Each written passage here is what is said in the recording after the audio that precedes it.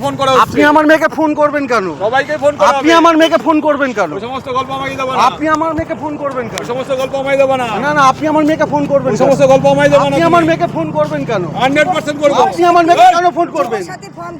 আপনি আমার মেয়েকে ফোন করবেন কেন? 100% করব। হ্যাঁ? 100% করব। আপনি আমার মেয়েকে কেন ফোন করতে দেবেন? 100% আপনি আমার মেয়েকে ফোন করে কেন থ্রেট দেবেন? কিসের থ্রেট দেওয়া হয়েছে? থ্রেট দিয়েছেন আমার মেয়েকে। কিসের থ্রেট দেওয়া হয়েছে? তুই বার গায়ে হাত দিচ্ছেন কিন্তু। গায়ে হাত দিচ্ছেন কিন্তু। আর ফাটি দেবো তোমার। গায়ে হাত দিচ্ছেন আর কিন্তু। ফাটি দেবো তোমার। যুবসাথী ভাতা ঘিরে উত্তেজনা, কাউন্সিলরের বিরুদ্ধে মারধর ও হুমকির অভিযোগ দায়ের থানায়। নদিয়ার হরিণঘাটায় যুবসাথী প্রকল্পকে কেন্দ্র করে তীব্র উত্তেজনা ও রাজনৈতিক তরজা শুরু হয়েছে। অভিযোগের কেন্দ্রে রয়েছেন 14 নম্বর ওয়ার্ডের কাউন্সিলর হারাধন ঘোষ। স্থানীয় বাসিন্দা সন্তু রাউতের মেয়ে সঙ্গীতা রাউত উচ্চ মাধ্যমিক পাশ করার পর মমতা ব্যানার্জির যুবসাথী প্রকল্পে আবেদন করেন, অর্থ প্রাপ্যের বার্তা পান। অভিযোগ, পুরসভায় যাওয়ার পর সন্তু রাউতের সঙ্গে দেখা হতেই কাউন্সিলর তার উপর চড়াও হন। সন্তু রাউতের পরিবারের দাবি, তাঁরা বিজেপির সমর্থক হওয়ায় দীর্ঘদিন ধরে হুমকি, অত্যাচার এবং বিভিন্ন সরকারি প্রকল্প থেকে বঞ্চিত করার চেষ্টা চলছে।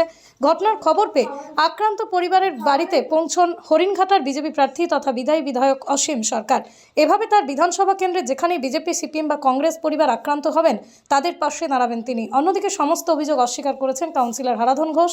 তাঁর দাবি, ওয়ার্ডের বাসিন্দারা প্রকল্পের টাকা পেয়েছেন কিনা তা জানতেই তিনি যোগাযোগ করেছিলেন।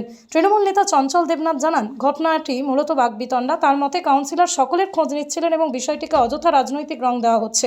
পুলিশ ইতিমধ্যেই ঘটনার তদন্ত শুরু করেছে। সঙ্গীতা রাউত। কোথায় থাকো? আমি হরিণঘাটা বড়জাগুলি কপিলেশ্বর পুরনো পোস্ট অফিসে থাকি। কি হয়েছে ঘটনা? আমি হলো গিয়ে অনলাইনে যুবসাথী মমতা বন্দ্যোপাধ্যায় যুবসাথী করেছে, তাই অনলাইনে অ্যাপ্লাই করেছি। তার 15-20 দিনের মাথায় টাকা ঢুকেছে। টাকা ঢোকার SMS দেখেছি, আমি রাতে দেখেছি। তা আজকে আমাকে দুপুরবেলা ফোন করেছিল কাউন্সিলর হরিণঘাটার থেকে। ফোন করে আমাকে বলেছে যে যুবসাথীর অ্যাপ্লাই করেছো? আমি বলেছি আমি কিছু বলিনি। তা আমি বলছি কে আপনি? তখন বলছে যে আমি হরিণঘাটার কাউন্সিলর বলছি। নাম বলেনি আমাকে। তারপরে আমি বলছি তোমার বাবাকে নিয়ে এসে দেখা করো। আমি বলছি কেন, কি কারণে দেখা করবো? বলছে যুবসাথীর অ্যাপ্লাই করেছো, তাই জন্য তোমাকে দেখা করতে হবে। তারপরে বাবাকে হুমকি দিয়েছে, বাবাকে মারধর করেছে। কিসে হুমকিটা দেখি? ফোনে হুমকি দিয়েছে, তারপরে সামনেও হুমকি দিয়েছে। তোমাকে কিছু বলেছে ফোনে? আমাকে ফোনে কিছু বলেনি, আমাকে বলেছে শুধু দেখা করতে। দেখা করতে গেছিলে? আমি যাইনি, বাবা গেছিল। কোথায় দেখা করতে বলেছে? হরিণঘাটা পৌরসভা। কবে? আজকে। এতে গেছিলে তোমরা দেখা করতে? আমি যাইনি, বাবার সাথে রাস্তায় দেখা হয়েছিল। বাবাকে ওখানে মারধর করেছে বাবাকে। তারপরে এখন কি চাইছো তোমরা? এখন চাইছি যাতে, এটা তো সবার জন্য এই প্রকল্পটা, তাই এর জন্য আমি কেন ভোগ করব? তো আমার বাবাকে যে মারধর করেছে তার জন্য আমি ওদের শাস্তি চাইছি। কে বলেছে? আপনি আমার মেয়েকে ফোন করবেন কেন? কে বলেছে কি সবাইকে ফোন করা হচ্ছে? আপনি আমার মেয়েকে ফোন করবেন কেন? সবাইকে ফোন করা আপনি আমার মেয়েকে ফোন করবেন কেন? ওই সমস্ত গল্প আমাকে দেব না। আপনি আমার মেয়েকে ফোন করবেন কেন? ওই সমস্ত গল্প আমাকে দেব না। না না, আপনি আমার মেয়েকে ফোন করবেন ওই কেন? সমস্ত গল্প আমাকে দেব না। আপনি আমার মেয়েকে ফোন করবেন কেন? 100% করব। আপনি আমার মেয়েকে কেন ফোন করবেন? আপনি আমার মেয়েকে ফোন করবেন কেন? 100% করব। হ্যাঁ? 100% করব। আপনি আমার মেয়েকে কেন ফোন করে থ্রেট দেবেন? 100% করব। আপনি আমার মেয়েকে ফোন করে কেন থ্রেট দেবেন? কিসের থ্রেট দেওয়া হয়েছে? থ্রেট দিয়েছেন আমার মেয়েকে। কিসের থ্রেট দেওয়া হয়েছে? আপনি আমার মেয়েকে একদম threat না, বেশি কথা বলবি না তুই। আপনি আমার মেয়েকে তুই থ্রেট বার পাটি দিয়েছেন। বুঝ হাং দেখছো বড়। তুই বার পাটি গায়ে হাত দিচ্ছেন কিন্তু। গায়ে হাত দিচ্ছেন কিন্তু। গাল ফাটি দেবো তোমার। গায়ে হাত দিচ্ছেন গাল কিন্তু। ফাটি দেবো তোমার বক্তব্যটা। গাল ফাটি দেবো বড়। পাটি বুঝ হাং দেখছো তুমি বড়। চল বড়। গায়ে হাত দিচ্ছেন কিন্তু। হ্যাঁ বড় কর তো। গায়ে হাত দিচ্ছেন 100 বাত বড়, 100 বাত। দাঁড়ান। কথা দাও। বেশি কথা বলবি না একদম। গায়ে হাত দিচ্ছেন কিন্তু। হ্যাঁ বড়। 100 বাত বড়। পাটি বুঝ হাং দেখছো। গায়ে হাত দিচ্ছেন হ্যাঁ কিন্তু। বড় দাঁড়াও। একদম বড় গরম করবি ওই যে। গায়ে হাত দিচ্ছেন কিন্তু। 100% করে একদম বড়। কিন্তু গায়ে হাত দিচ্ছেন। তুলে নিয়ে যাও বড় আমার। কি গায়ে হাত দিচ্ছেন কিন্তু। তুলে নিয়ে যাও বড়। ঠিক আছে। তুলে নিয়ে যাও বড়। ঠিক আছে। তুলে নিয়ে যাও ঠিক বড় আছে। ধরে। দেখেছিস একবার ঠিক দেখেছিস আছে। তো? ঠিক আছে। আবার ঘুরিয়ে দেবো কিন্তু। হ্যাঁ, ঠিক আছে। গরম দেবো বড়। ঠিক আছে। গরম দেবো। দেবো ঠিক একদম। আছে। আচ্ছা ঠিক আছে। কোন বাবারে মারবি? ডাকবি ডাক বড়। কাকে ডাকবো, কি ডাকবো সেটা তো দেখতেই পারবে। হ্যাঁ বড়।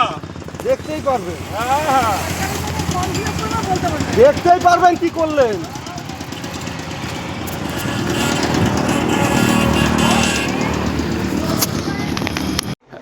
আমি সত্যি সত্যি অনুতপ্ত। আমি এই ধরনের আলাপচারিতায় বিশ্বাসী নই। আমার কোনো কথা যদি জনমানুষে, বিশেষ করে কপিলেশ্বর হরিণঘাটের মানুষের কাছে একটা বিরূপ প্রতিক্রিয়া তৈরি হয়, তার জন্য আমি ক্ষমাপ্রার্থী। আমি নিশ্চিতভাবে আমি আপনাদের কাছে কথা দিচ্ছি, ভবিষ্যতে আমি এই ধরনের আলাপচারিতা প্রকাশ্যে করব না, বা আমি কখনোই এই ধরনের আলাপচারিতা করবো যেটা জনমানুষের একটা খারাপ প্রতিক্রিয়া হয়। এবং আমি সর্বদা মানুষের কাজে 24 ঘন্টা যেমন থাকি, সেই কাজ আমি করে যাব।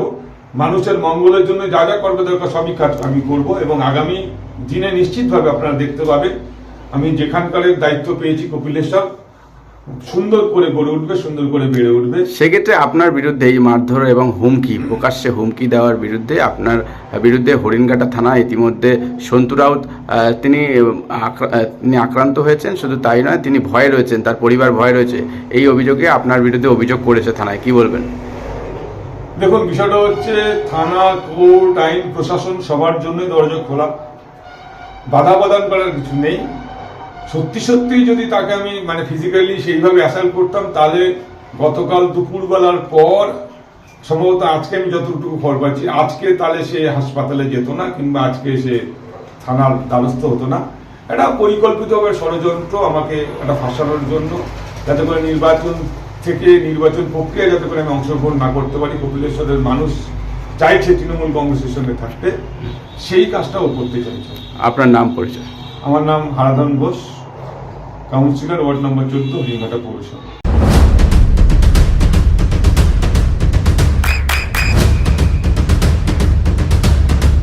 বৃষ্টিতে স্বস্তি। বৃষ্টি অ্যাকোয়া, বিশুদ্ধ কি নাম পানীয় আপনার? জল। আমার নাম সন্তু রাউত, ওয়ার্ড নম্বর হচ্ছে 14, কোথায় থাকেন? কপিলেশ্বর। হ্যাঁ, কি হয়েছে ঘটনা? ওটা হয়েছে মুখ্যমন্ত্রী যেরকম সরকারি প্রকল্প আছে, যেরকম যুবসাথী, আমার মেয়ে প্রাপ্তবয়স্ক, উচ্চ মাধ্যমিক পাস করেছে, তা মেয়ে একটা অনলাইনে একটা ফর্ম ফিল আপ করেছিল। ফর্ম ফিল আপ করাতে গত পরশু দিনকার আসে, একটা ফোন আসে, এই ফোনের একটা মেসেজ আসে যে অ্যাকাউন্টে টাকা এসছে। তা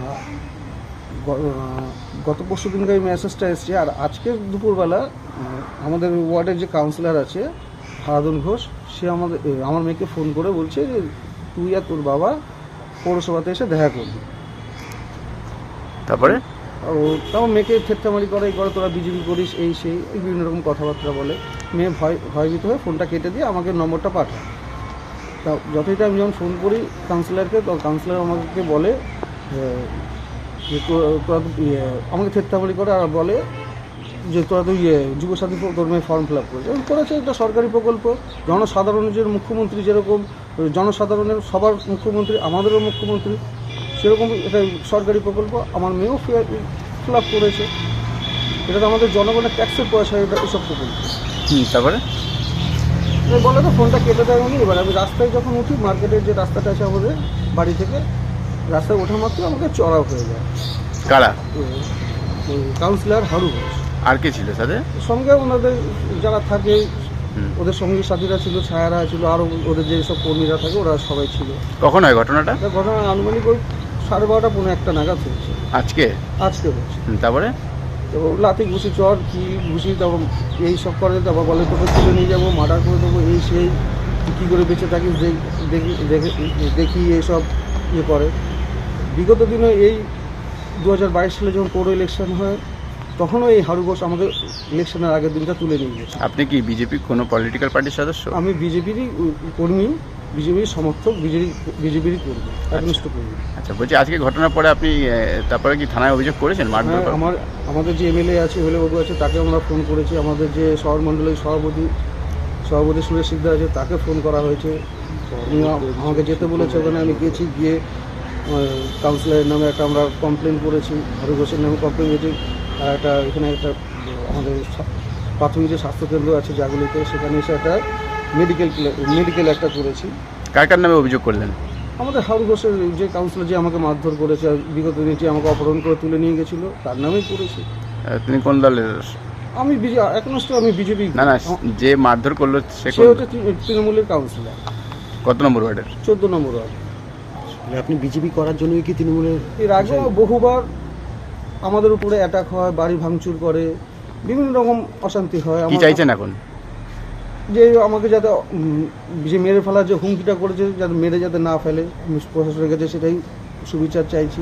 আতঙ্কে আছেন কোথাও? আতঙ্ক তো অবশ্যই থাকবো, কারণ এর আগেও একবার আমাকে তুলে নিয়ে গেছিলো। আবারও যদি এই ইলেকশনে তুলে নিয়ে যায়, অপহরণ করে নিয়ে যায়, তাহলে আমরা বাঁচবো কিসের জন্য? আপনার নাম পরিচয়? আমার নাম হচ্ছে সন্তু রাউত, কপিলেশ্বর 14 নম্বর ওয়ার্ড। এই নতুন একটা প্রকল্প যেটা জনমানুষে বিশেষ করে যুব সমাজের মধ্যে একটা দারুণ প্রতিক্রিয়া তৈরি হয়েছে। তো আমি অ্যাজ এ কাউন্সিলর, 14 নম্বর ওয়ার্ডের কাউন্সিলর হরিণঘাটা মিউনিসিপ্যালিটির, আমি প্রত্যেকটি মানে প্রাপক যারা সম্ভাব্য প্রাপক যাদের নাম রেজিস্ট্রেশন হয়েছে তারা আদৌ পেয়েছে কি পায়নি, কোন জায়গায় দাঁড়িয়ে আছে স্ট্যাটাস জানার জন্য প্রত্যেককেই ফোন করছিলাম। মানে শুধুমাত্র সঙ্গীতা রাউত মানে যার কথা বলা হচ্ছে তাকে ফোন করিনি, আমি প্রত্যেককেই ফোন করছিলাম। এবং গতকাল অফিসে বসে এরকম ফোন প্রায় 60 থেকে 70টা আমি ফোন করেছি। তো প্রত্যেকেই কেউ বলেছে পেয়েছি, কেউ বলেছে এখনো পাইনি। এবং যারা পায়নি তাদেরকে বলেছি পৌরসভাতে যোগাযোগ করতে, কোন জায়গায় আটকে আছে বিষয়টা দেখে নেওয়ার জন্য, এবং সেক্ষেত্রে আমি সহযোগিতা করব। এবং এই সঙ্গীতা রাউত যার কথা বলা হচ্ছে, আমি সঙ্গীতা রাউতের বাবা যে সন্তু রাউত আমি জানতাম না। আমি সঙ্গীতা রাউতকে ফোন করি যে তোমার নামটা যুবসাথীতে রেজিস্ট্রেশন হচ্ছে, তো আমার কি করতে হবে, আমাকে আপনি কেন ফোন করলেন? ঠিক এই সুরে এসে আমাকে মানে প্রচ্ছন্ন হুমকি ঠিক নয়, একটা বিরক্তি সুরে আমাকে কথা বলে। এবার তখন আমি ওকে বলি যে তুমি ব্যাপারটা যখন বুঝতে পারছো না, তুমি তোমার বাবাকে নিয়ে আমার সঙ্গে দেখা করো। তো ঠিক আছে, ওর বাবা যে সন্তু রাউত সেটা আমার কাছে জানা ছিল না। বেশ আধ ঘন্টা মতো পর, আমি তখন আমার কাউন্সিলর যে ওয়ার্ড অফিসে বসে আছি, আধ ঘন্টা মতো পরে এই সন্তু রাউত, যে সন্তু রাউতের কথা বলা হচ্ছে, এ বিভিন্ন সময় শুধুমাত্র আমাদের পার্টি তৃণমূলকে উত্তক্ত করে না, সাধারণ মানুষকে সাংঘাতিকভাবে উত্তক্ত করে। এর জ্বালায় মানুষ অতিষ্ঠ। এবং বলে রাখি, 2019 সালে লোকসভা নির্বাচনের পর তৃণমূল কংগ্রেসের পার্টি অফিস এই সন্তু রাউতের নেতৃত্বে ভাঙা হয়েছিল। ঠিক আজ থেকে 1 বছর 4-5 মাস আগে অসীম সরকার সহ সন্তু রাউতের নেতৃত্বে ওখানে একটা দৈনিক বাজার করবার যে পরিকল্পনা আমরা করেছি এবং ইতিমধ্যে সেটা উদ্বোধন করা হয়েছে, এই বাজারটি 1.5 বছর আগেই কিন্তু করতে পারতাম। এই সন্তু রাউতের এগেনস্টে সেই সরকারি কাজে এরা বাধা প্রদান করেছিল এবং প্রত্যেকটি সরকারি কাজের ক্ষেত্রে এরা বাধা প্রদান করে এবং বলবার অপেক্ষা রাখেন। আপনারা জানেন 7 বছর এমপি মন্ত্রী শান্তনু ঠাকুর আছেন, 5 বছর অসীম সরকার আছেন, কপিলেশ্বর সহ হরিণঘাটার কোনো উন্নয়ন মানুষ পায় না। ফলে উন্নয়নের কাজ যখন তৃণমূল কংগ্রেসের নেতৃত্বে পশ্চিমবঙ্গ সরকার মমতা বন্দ্যোপাধ্যায়ের নির্দেশে আমরা করি, হরিণঘাটা পৌরসভা থেকে যখনই করতে যাই সব কাজে বাধা প্রদান করে। এবং গতকাল যে ঘটনাটা ঘটেছে, গতকাল ও এসে আমাকে অশ্রাব্য গালিগালাজ, কেন ওর মেয়েকে ফোন করা হলো, মমতা বন্দ্যোপাধ্যায়কে গালিগালাজ, তার বাপের টাকা নাকি, এরকমভাবে বিভিন্নভাবে উত্তক্ত করে এবং মদ্যপ অবস্থায় আমাকে পারলে তুই কিছু করে নিবি, এরকম তুই তুগাড়ি করে আমাকে উত্তক্ত করে আর কি। তখন বাধ্য হয়ে গিয়ে আমি যেটা করেছি, সত্যি কথা বলতে আমার নিজেরই পরে অনুতাপ হয়েছে, অনুশোচনা হয়েছে। আমি মানুষের কাছে, প্রত্যেকটি মানুষের কাছে আমি মানে কি বলবো, আমার মানে একটা ক্ষমা চেয়ে নিচ্ছি। এই ধরনের মানে বাক্যালাপ মানে কথাবার্তা আমি সাধারণত বলে থাকি না, তবু কালকে বলতে বাধ্য হয়েছি। এই বিভিন্নভাবে মানুষকে উত্তক্ত করে। কপিলেশ্বরের মানুষ এর জ্বালায় অতিষ্ঠ। আমরা উন্নয়নের কাজে প্রতি মুহূর্তে এর দ্বারা বাধাপ্রাপ্ত হই, আমরাও বিরক্ত। আমাদের পার্টি অফিস ভেঙেছে, আমাদের ওয়ার্কারদেরকে মেরেছে, হাত ভেঙে দিয়েছে, মমতা ব্যানার্জির ছবি ছিঁড়ে দিয়েছে। এই রকম একজন দুষ্কৃতী এবং বিজেপি পার্টিও এর জন্য অতিষ্ঠ। ফলে তার সে আমাকে উত্তক্ত করেছে বলে কিছুটা আমাকে বাধ্য করেছে আর কি। মানে বলে না, আমাকে একদম বারে বারে আমাকে খোঁচা দিয়ে সাপ কখন ফোঁস কাটে। মানে বলছেন যে আপনি এটা করতে চাননি, কিংবা হঠাৎ করে এই ধরনের, এটা তো ভিডিও ভাইরাল হয়েছে দাদা, সেক্ষেত্রে কোথাও কি আপনি অনুতপ্ত? একেবারেই, আমি বললাম তো আপনাদের মাধ্যমে বলি, এই ধরনের আলাপচারিতা আমি করি না। কালকে ভীষণভাবে, এবং কালকে শুধু নয়, গত 4 বছর ধরে ও বিভিন্নভাবে আমাকে উত্তপ্ত করে। এটা পরিকল্পিতভাবে ষড়যন্ত্র, আমাকে একটা ফাঁসানোর জন্য, যাতে করে নির্বাচন প্রক্রিয়া যাতে করে আমি অংশগ্রহণ না করতে পারি। কপিলেশ্বরের মানুষ চাইছে তৃণমূল কংগ্রেসের সঙ্গে থাকতে, সেই কাজটা ও করতে চাইছে। আপনার নাম পরিচয়? আমার নাম Haradhan Ghosh, councillor, ward number 14, Haringhata পৌরসভা। আপনার সন্তানের উজ্জ্বল ভবিষ্যতের সঠিক দিশা জেআরএস পাবলিক স্কুল।